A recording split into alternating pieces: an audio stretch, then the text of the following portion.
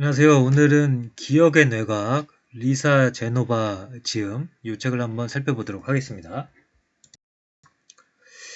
기억을 위해서는 이제 두 가지가 반드시 필요하다고 합니다. 하나는 인지, 보고, 듣고, 냄새 맡고, 느끼고 하는 것들이 이제 필요하고요. 그 다음에 이제 주의 집중이 이제 필요한 겁니다. 그래서 우리가 오감으로 느끼고, 보고, 뭐 이런 것들이 없다라면은 결국에는 기억해야 할 우리 자료가 없는 거겠죠. 그래서 이제 이런 인지를 통해서 어떤 자료들이 주어지고 그것에 대해서 우리가 어떤 레이저를 쏘듯이 주의를 집중해서 그것을 기억으로 전환시킨다. 이렇게 보면 될 것 같습니다. 크리스마스 트리를 보는 행위에 주의를 기울이지 않으면 활성화된 신경세포들은 서로 연결되지 않고 따라서 기억도 만들어지지 않는다. 크리스마스 트리를 보고 있었다는 사실조차 기억하지 못하게 된다. 감각기관이 정보를 인지하는 것만으로는 기억을 만들기에 부족하다. 입력된 정보에 주의라는 신경 자극이 더해지지 않으면 해마는 어떠한 감각 정보도 장기 기억으로 강화시키지 못한다. 이렇게 되겠습니다. 그 다음에 우리가 이제 기억을 보면은 조금 아까 벌어진 일들이나 조금 아까 공부한 것들에 대한 기억은 이제 잘 되는데 오랜 시간이 지난 후에 이제 잊어먹는다는 것이 문제가 되겠죠. 그래서 우리가 이 기억도 단기 기억과 장기 기억이 나뉠 수가 있을 것 같아요. 그래서 해마는 사라졌지만 헨리에게는 전전두 피줄이 남아 있었다. 그래서 이제 사고로 해마를 이 사고였나요? 수술이었나요? 어쨌든 이제 해마를 잃어버린 사람인데 이 사람에게는 이제 장기 기억이 다 사라지게 된 거죠. 그래서 전전두 피줄만 남아 있었고, 이곳이 바로 지금 이 순간을 기억하는 부위, 즉 이제 작업 기억을 담당하는 전전두 피줄이 남아 있어서 단기 기억은 갖게 되었다는 거죠. 그래서 한 가지 정보를 오래 보관하고 싶으면 입으로 계속 반복하거나 머릿속으로 되뇌이면 된다. 이 과정을 일정 시간 반복하면 비밀번호는 해마를 거쳐 장기 기억으로 견고하게 저장된다. 그래서 해마를 거쳐서 장기 기억이 만들어지고 이 해마가 없어지면은 장기 기억으로 전환되지가 않는다. 그렇다면은 전전두 피즈를 통한 이 작업 기억, 이 짧은 기억만 남아있게 되는 거겠죠. 작업 기억은 15초에서 30초 동안 5개에서 9개까지의 정보를 보관할 수 있다고 합니다. 그 다음에 이제 저 개인적으로는 어떤 공부를 했던 거에 대한 기억들, 어떤 지식들에 대한 기억들보다는 어떤 사건들에 대한 기억력이 더 높다라고 이제 스스로 좀 생각을 해왔거든요. 그래서 이것에 대해서 이제 기억력도 종류가 다르다라는 것을 이제 이야기하고 있는 겁니다. 아까 이제 장기 기억으로 변환이 되는데 하나는 의미 기억, 또 하나는 일화 기억으로 이제 나뉠 수가 있을 것 같습니다. 의미 기억은 학습한 지식, 삶과 세상에 관한 사실들을 저장해둔 우리 뇌의 백과사전 이렇게 되어 있습니다. 그러니까 지식들에 대한 거고요. 일화 기억은 이전에 일어난 일, 특정 장소, 시간과 묶여있는 정보라고 볼 수가 있겠죠. 그래서 어떤 술자리에서 사고를 쳤다. 뭐 이런 기억들이 이제 일화 기억이 되겠죠.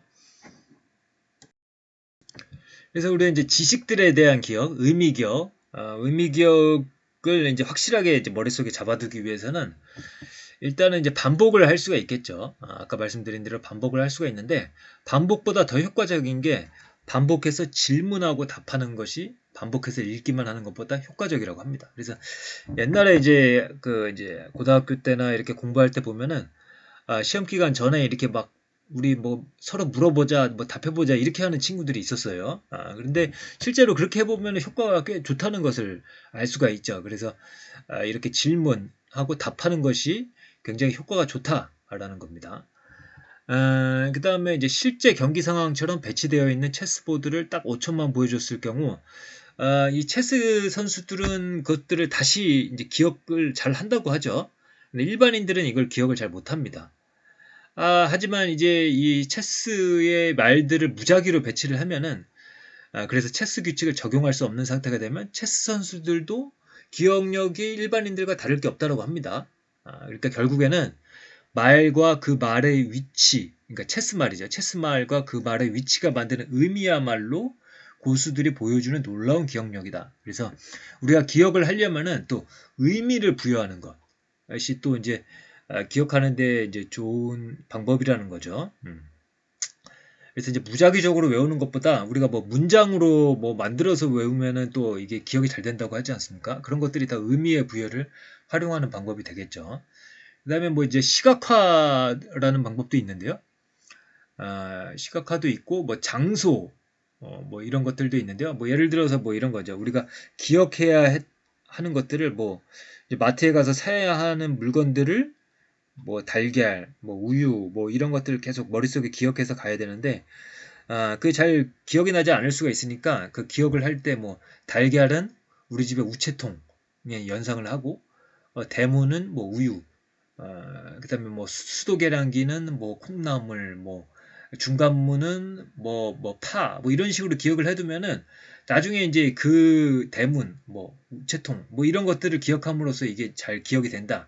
뭐 이런 것들이고요.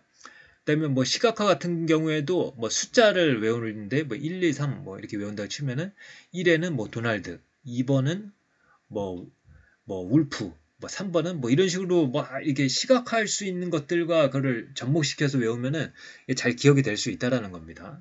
그래서 뭐 이것도 참고 삼아 보시면 되겠고요. 그다음에 일화 기억은 아까 사건과 관련된 기억들이라고 이제 했죠. 근데 이제 이 사건들이 다 기억되는 것이 아니라 이제 기억되지 않는 사건들도 있는 거죠. 근데 기억되지 않는 사건들은 뭐냐면은 매일매일 반복되는 사건들은 잘 기억이 되지가 않습니다. 그래서 감정적으로 그리고 우리가 이제 의외라고 느끼는 것들 그리고 의미 부여를 할 수 있는 것들 이런 것들이 이제 잘 기억이 된다고 합니다. 그래서 무시는 망각으로 이어진다. 누누이 말하지만 기억하려면 주의를 기울여야 한다. 감정에 결부된 사건들도 오래 기억에 남는 경향이 있다. 감정과 의외성이 편도체라는 뇌 부위를 활성화하고 이 자극을 받은 편도체가 해마에 강력한 신호를 보내게 돼서 해마가 기억을 하게 되는 거겠죠.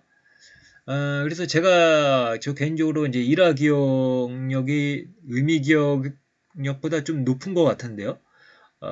이 감정과 의외성, 그러니까 감수성이 풍부하다 혹은 예민하다 등등에 의해서 이 사건과 관련된 것들을 좀 더 선명하게 기억하는 것이 아닌가 이런 생각을 한번 해봤습니다.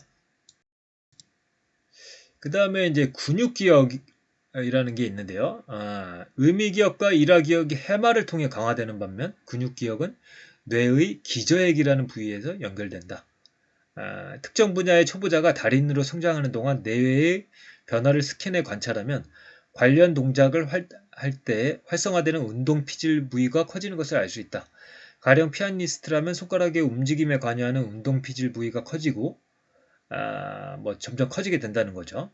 그래서 신체 기능을 요구하는 어떤 분야의 전문가가 된다는 것은 더 많은 신경세포가 연결되고 뇌의 더 많은 부분이 해당 근육 기억에 할당된다는 이야기다. 이렇게 되어 있습니다. 그래서 뭐 축구라던가 이런 것들도 아주 어렸을 때 시작하면 이 기본기가 쌓이지 않는다. 그걸 만들 수 없다라고 하는 것들이 다 이런 것과 연결되어 있지 않을까 싶습니다. 일단 뇌의 더 많은 부분이 근육 기억에 할당되어야 하고요. 그리고 더 많은 신경세포가 연결되어야 하는데 이것들이 이제 어릴 때 할수록 더 좋은 거겠죠. 그런 생각을 해봤습니다. 그래서 이제 그 기억이라는 것 자체가 어떤 과정을 거쳐서 이제 이루어지는가라고 했을 때 이렇습니다. 첫 번째, 부호화 단계에서는 뇌가 인식하고 집중한 대상으로부터 뭐 이제 여러 가지 정보들을 포착하고 이 모두를 신경신호로 변환한다.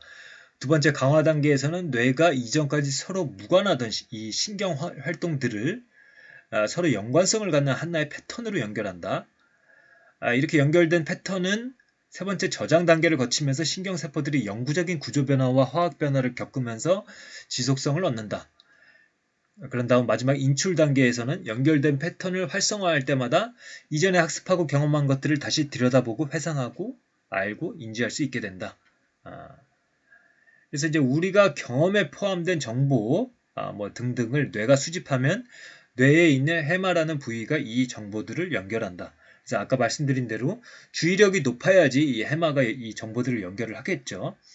그리고 주의력이 높아지는 데 있어서는 뭐 편도체가 감정이라든가 의외성 등등에 의해서 편도체가 자극이 되고 그 자극이 해마로 연결돼서 이 집중력 있게 기억력으로 가져갈 수가 있다. 이렇게 기억이 되면은 역시 기억을 되살릴 때마다 그 연결된 패턴이 활성화된다. 이렇게 보시면 되겠습니다. 그래서 이제 기억을 시간으로부터 보호하는 방법 중에 하나가 뇌는 의미를 좋아한다. 기억하고 싶은 정보들을 이미 알고 있는 지식, 평소에 중요하게 여기는 것들과 연관지어 하나의 이야기 안에 녹여넣거나 인생서사의 특별한 순간에 끼워 넣음으로써 기억을 오래 남길 수 있다. 그러니까 이제 그런 것 같아요. 전반적인 내용이 뭐냐면 기억이라는 것은 결국에는 이제 네트워크의 형태로 이 머릿속에 기억이 된다라고 저는 이제 이렇게 생각을 하게 됐습니다. 이 책을 통해서. 그러니까 의미 부여, 여러 가지 것들과 연결하고 맥락을 부여하고 좀 더 그 네트워크를 풍부하게 조성을 할 때 그 기억이 오랫동안 선명하게 남는 거고요. 그리고 어떤 분야에서 대가로 커 나가는 과정 자체가 어떠한 지식들이 낱개로서 존재하는 것이 아니라 하나하나가 연결되어서 복잡한 네트워크로서 어떤 지식들의 네트워크가 머릿속에 형성되어 있을 때 그 사람이 어떤 한 분야에서 대가가 될 수 있다라는 거죠. 그래서 우리가 무분별하게 그냥 읽는 것만으로는 대가가 될 수가 없고 어떠한 틀을 가지고 그 틀에 맞춰서 지식들을 연결해 나가는 것. 그래서 의미 있는 어떤 복잡한 네트워크로서 지식을 만들어가는 것.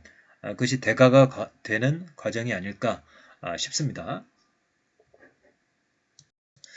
그 다음에 이제 기억력은 스트레스와 연관성이 굉장히 높거든요. 그래서 스트레스를 많이 받으면은 기억을 오래 할 수 없다라고 하죠. 그리고 스트레스와 관련된 호르몬이 이제 코티졸, 혹은 뭐 코르티솔이라고 부르는데요. 그래서 코르티솔 주사를 맞히면은 실제로 기억력이 강화되는 것을 알 수 있었다고 하죠. 근데 이제 그런 식으로 강화를 시키면은 특정한 부위에 대한 기억력은 굉장히 강해지지만 그 주변 상황에 대한 기억력은 또 낮아질 수가 있다고 하네요. 이건 이제 참고 삼아서 말씀을 드리고요. 스트레스가 너무 낮으면 아까 말씀드린 대로 편도체가 충분히 활성되지가 않아서 기억이 강화되는 것을 돕지 못한다. 그러니까 주의력도 낮아지게 되겠죠.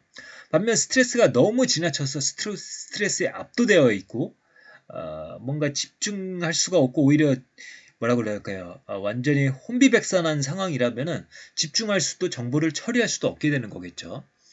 그래서 코르티솔 과다 상태, 그러니까 스트레스가 장기간 지속되면은 시상하부의 잠금 밸브가 둔감해지다가 더 이상 반응하지 않게 된다고 합니다. 그 결과 스트레스 반응 스위치가 늘 켜진 상태가 되고 이제 우리 뇌와 몸은 늘 쫓기는 도망자처럼 항상 투쟁 도피 상태가 되는 것이죠. 그래서 만성 스트레스가 지속적으로 편도체에 경보를 울리면 우리는 사고하는 뇌가 아닌 원시 상태의 감정적인 뇌 활동에 너무 많은 시간과 에너지를 소모하게 된다. 스트레스는 전전두엽을 제한해 사고 능력을 떨어뜨린다. 그러니까 기억력도 떨어뜨리지만은 사고력도 떨어뜨리게 되는 거죠. 만성 스트레스는 해마의 신경 생성을 방해한다. 그러니까 스트레스를 통해서 해마의 신경세포가 다 죽는 게 아니라 해마는 끊임없이 신경 생성을 하는데 만성 스트레스는 해마의 신경 생성을 방해한다. 그러므로 끊임없는 스트레스에 속수무책으로 노출되어 있다면 해마가 작아졌을 것이다. 그러면 기억 강화를 담당할 신경세포가 적어서 새로운 기억을 생성하는 능력을 온전히 발휘할 수 없다. 라는 거죠. 그래서 이제 요가, 명상, 건강한 식습관, 운동, 마음 챙김 등등을 통해서 스트레스에 둔감해지고 도피 반응에 브레이크를 걸고 불안이라는 독을 건강하게 관리할 수 있도록 스스로 단련할 수 있다.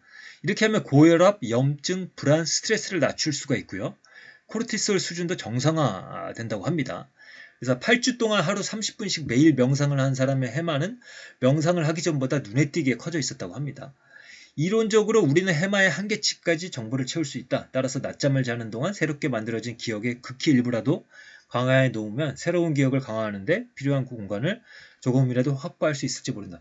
이 내용은 이제 수면의 중요성을 이야기를 하는 겁니다. 그래서 이 내용을 읽으면서 우리가 이제 컴퓨터의 어떤 그 이제 쓸데없는 그 메모리들을 정리하고 나면은 이제 컴퓨터의 수행 능력이 좋아지는 것을 알 수 있지 않습니까? 그래서 이 잠 같은 것들이 그런 역할을 한다는 거죠. 인간의 어떤 이제 머리가 다시 이제 정리가 되고 다시 기억을 할 수 있는 공간을 확보할 수가 있다라는 거죠. 그런 생각을 해봤습니다. 그 다음에 식단이나 운동 등을 통해서 치매 위험을 감소시킬 수가 있다고 합니다. 그러니까 이제 알츠하이머병 같은 것들이 인간의 기억력을 잠식해 들어가는 그런 무서운 병 아니겠습니까? 그래서 녹색 채소, 밝은색의 베리, 견과, 올리브 오일, 통곡물, 콩, 오메가3가 풍부한 생선 등은 확실히 이런 식단을 통해서 알츠하이머병을 이제 위험을 낮출 수가 있다고 합니다. 그리고 유산소 운동도 치매 위험 감소와 연관성을 보였다고 하니까요. 이런 식단, 운동 중요하다고 볼 수가 있겠습니다. 그래서 이제 이 책은 종합적으로 보면은 어떤 기억력에 대한 궁금증도 풀 수가 있고, 그다음에 아마 알츠하이머병이나 이런 병들에 대한 경각심도 우리가 한번 확인할 수가 있기 때문에 한번 읽어보시면 도움이 되지 않을까 이렇게 생각을 하고 있습니다. 그럼 오늘의 리뷰는 이것으로 마치도록 하겠습니다. 감사합니다.